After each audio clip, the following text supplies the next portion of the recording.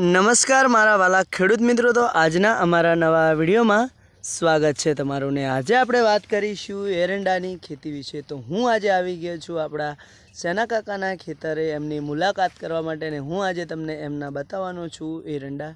તો મારા વાલા બધા ખેડૂત મિત્રોને બે હાથ જોડીને નમ્ર વિનંતી છે કે વિડીયો ગમે તો કમેન્ટ કરવાનું ભૂલતા નહીં। અને આજે આપણે વાત કરીશું તો કે આ એરંડાની અંદર સેના કાકા કયા કયા ખાતરોનો ઉપયોગ કરે છે, કઈ રીતે મહેનત મજૂરી કરે છે અને આ એરંડાની અંદરથી વીઘાની અંદરથી કેટલું ઉત્પાદન લે છે અને ક્યારે ક્યારે કેટલા સમયે પાણી આપે છે।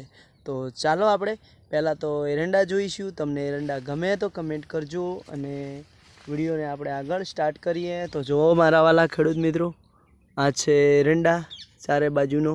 ચાલો આપણે હજુ અંદર પણ જવાનું છે। તો જુઓ આપણે અંદર આવી ગયા છીએ એરંડાની અંદર। એરંડા બહુ સારા છે, માળમાં પણ બહુ સારા છે, માળો પણ બહુ લાંબી છે અને ડાળે પડવામાં તો કોઈ બાકી જ નથી રાખેલું એવો એરંડો છે। હળો આપણે અંદર જઈશું। તો મારા ખેડૂત મિત્રો, આપણે સેના કાકાની પણ મુલાકાત કરશું, એમની જોડે થોડી ચર્ચા પણ કરી લેશું કે આ એરંડીની અંદર તમે કયા ખાતરોનો ઉપયોગ કર્યો છે, કેવી રીતે કર્યો છે અને વીઘે એરંડો કેટલો ઉતાર ખેડૂતને આપે છે। તો જો મારા વાલા ખેડૂત મિત્રો કે થડથી ટોસ એરંડાની અંદર માળો છે, પછી ડાલો ખૂબ ફૂટેલી છે। તો આગળ વધીને આપણે ચર્ચા કરવાની જ છે। તો તમને આ એરંડાનું બિયારણ કેવું લાગ્યું કમેન્ટ કરજો અને એ શું કહેવા માગે છે આપણા સેના કાકા એમને પણ આપણે વાત કરીશું, આગળ ચર્ચા કરીશું।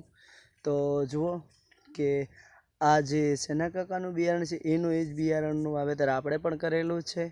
તો નેક્સ્ટ વિડીયોમાં તમે જોયું હશે કે એ પણ એરંડાની ખેતી કેવી હતી, એરંડા કેટલા વિકાસમાં છે, એ ડાળે કેવા પડ્યા છે।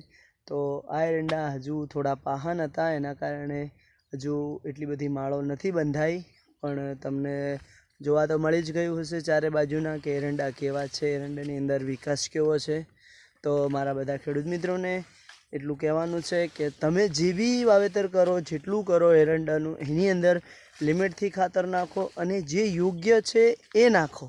આપણે બધા એકનું એક ખાતર ઠપકાર કરીએ એનાથી એરંડો વધી ના જાય કે વિકાસ ના થઈ જાય કે આપણે ઉતરવામાં ઢગલો નથી થઈ જતો। એટલે મારા વાલા આપણે એરંડાની અંદર ટાઈમ જેમ સિઝન આપણે જે ખાવાનું આપણે બદલતા હોય છે, નાસ્તો, જમવાનું, ડિનર, એવી રીતે તો આને આપણે એક ધાર્યું યુરિયા આપ કરીશું તો શું યુરિયા ખાઈને એરંડો થાકી જવાનો છે ને।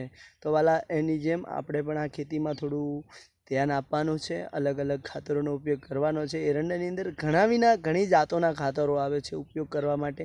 તો એકવાર બીજું ઉપયોગ કરી જુઓ, તમને કેવું રિઝલ્ટ મળે છે, કેવો ફાયદો રહે છે, પછી આપણે આગળ ચર્ચા કરીશું। તો હવે આપણે ફાઇનલી મુલાકાત કરીશું સંજી દાસ ગઢવીની। તો વિડીયોની અંદર છેલ્લે સુધી બનાવી રહેજો। ચાલો આપણે એમની મુલાકાત માટે જઈશું। નેક્સ્ટ વિડીયોમાં એ શું કહેવા માગે છે તે આવી જશે। તો આજના વિડીયોમાં આટલું જ। વિડીયો ગમે હોય તો કમેન્ટ કરજો અને અમારા ચેનલ ઉપર નવા હોય તો દિલથી ફોલો પણ કરતા જાજો। જય બાબારી અને જય રણુજાવાળા।